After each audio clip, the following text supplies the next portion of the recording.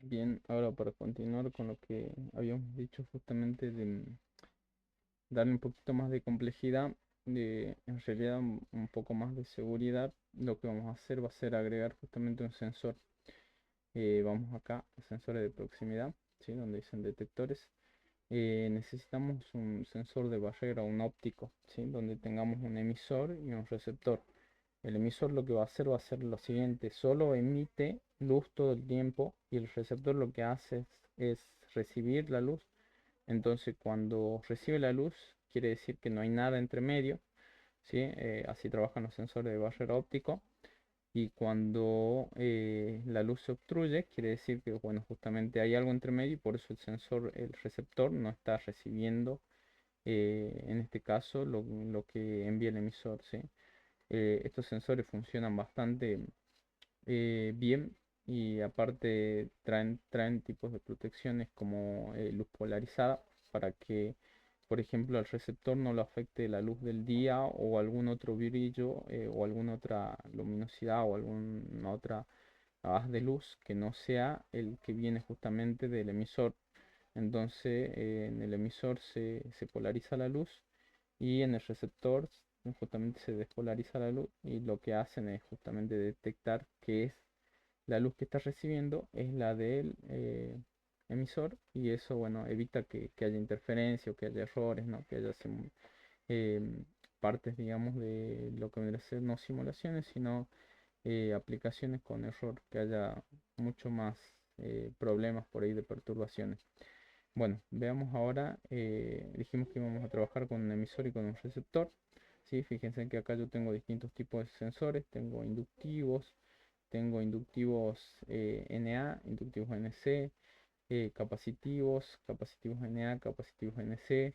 También tengo sensores magnéticos, ¿sí? Los sensores magnéticos también pueden ser utilizados para acá, para lo que vendría a ser en vez de finales de carrera. Es más, ahora se utilizan mucho más los magnéticos que los finales de carrera, ¿sí? En los portones.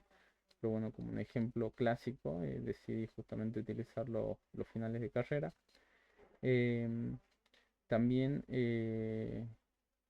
la barrera fotoeléctrica, pero esta barrera lo que tiene es que este es un sensor que ya viene incorporado con el emisor y el receptor, ¿sí? O sea, acá yo tengo tanto el emisor como el receptor en un solo dispositivo, cosa que me sirve a veces, pero en este caso como lo que yo quiero es sensar toda lo que vendría a ser la línea que ocupa el portón, entonces al ser más amplio el lugar donde yo quiero sensar, me conviene utilizar los de barrera porque los de deflexión no tienen tanto alcance, el alcance es mucho más corto y aparte de ser un alcance mucho más corto, el gran tema es que, bueno, puedo no cubrir todo lo que vendría a ser el espacio del portón, ¿sí?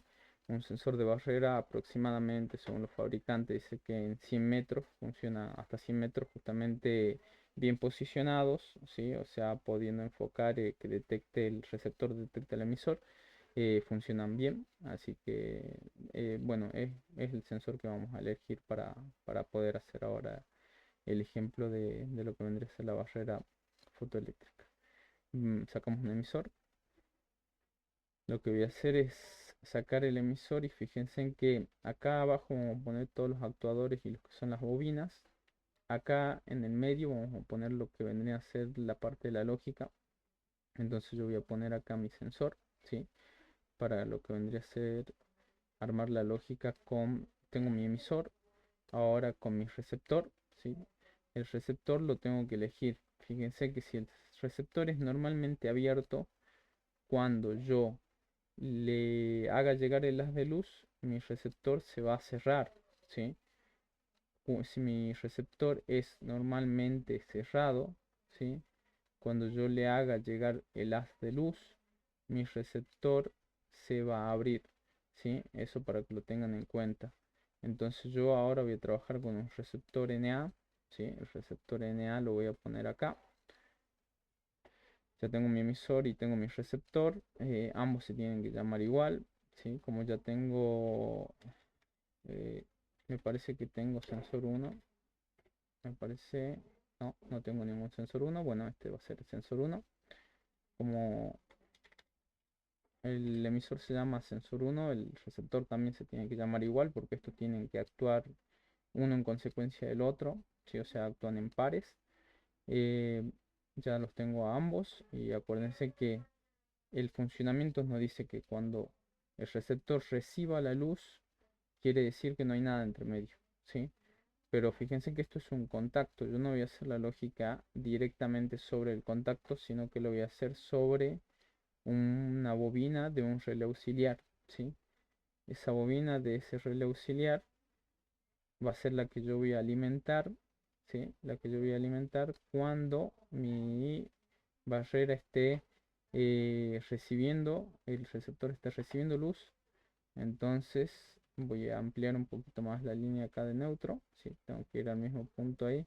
Fíjense que tengo que partir sí o sí del mismo punto porque si saco de en medio, por ahí a veces no hace contacto y la simulación parece que hubiera hecho algo mal, pero en realidad no es que hice algo mal, sino que todo lo contrario.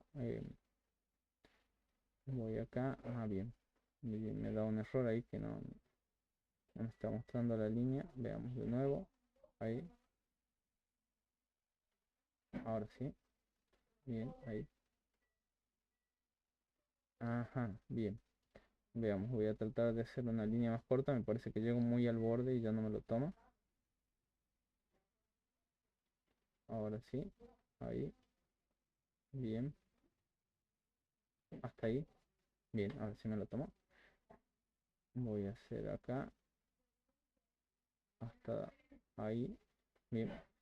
Bueno, ¿qué es lo que voy a hacer? Hago lo siguiente. Hago la conexión. Habíamos dicho que no voy a hacer ninguna lógica sobre el neutro. Entonces que todo va a ir sobre lo que vendría a ser em, sobre la línea, ¿sí?